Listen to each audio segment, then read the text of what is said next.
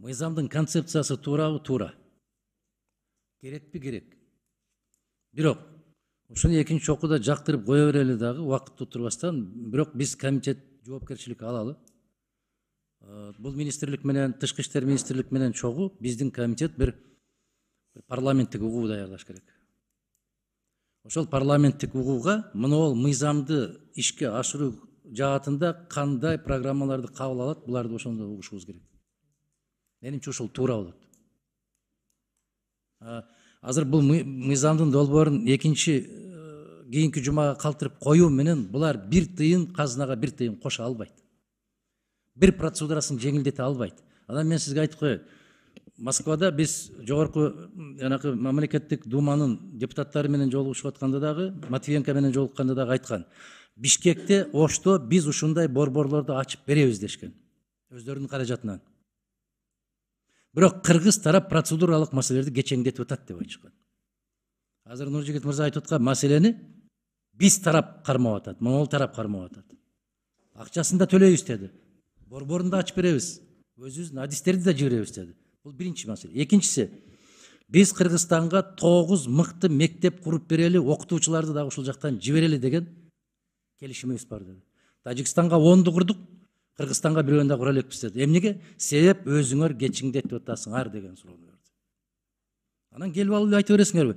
Маалыматым жок экен, так билбейт экен, мен кийинкиде жооп берейин, анда жооп берейин, мында жооп берейин. 1 жылдан бери айтып атасыңар, кийинкиде жооп берейин.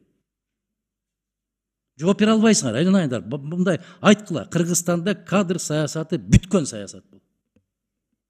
О жерде биздин кесиптештер айтып атат, Сахаровдо мындай кордук көрсөтөт экен, андай көрсөтөт. Бизде Бишкекте кандай кордук көрсөтсө, дал ошондой кордукту ал жакта да көрсөтүп атат. Бул жерде дагы ошол. Баланчы аптекага бар, түкүнчү аптекага бар деген эле идеологияны жүргүзөт. Мен Айбек мырзадан дагы эртерээк эле айтайын дедим. Четке каккан менен эч нерсе өзгөрбөйт. Концепциясын жактыралы, ушуну ишке ашыруу программасын талап кылалы парламенттик угуу кылып. Биздин комитет аркылуу чыксынчы. Рахмат. Рахмат. Мен сунушумду добушка коюңуз. Мен сунушум Адахан Кесанбаевичтин түшүнбөгөнүндө болду. Мен түшүнбөй атам деп айтканында болду.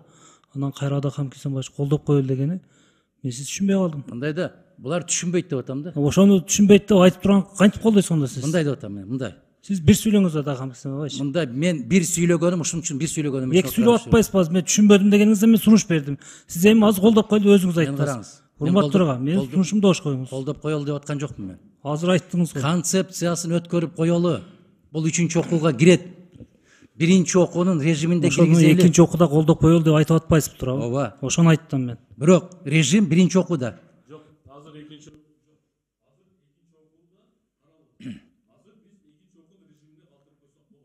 Калтырсак, мен ошону айтып атам. Калтырып коелу. Магачы мындай жигиттер.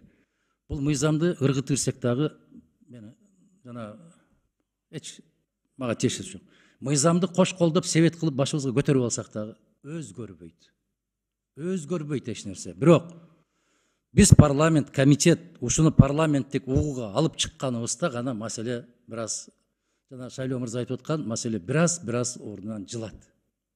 Парламенттик угуу болмоюнча булар мыйзамды аткарбайт алтын тамга менен жазсам деле. Ошон үчүн мен буларды түшүнбөйм деп атам. Булардын айтканын мен түшүнбөй атам, биздин айтканыбызды булар түшүнбөй атат деп атам. А концепция туура, колдоо көрсөтүшүбүз керек. Бирок өткөрө албайт булар, көрсөтө албайт ал жардамды. Рахмат. Шайлоо Карыбекович, добушка коелу.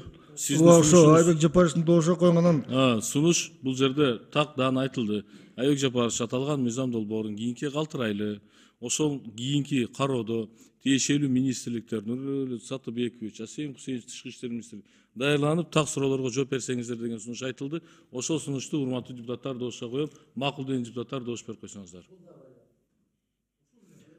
Андан кийин экинчиси урматтуу аппарат. Бул жерде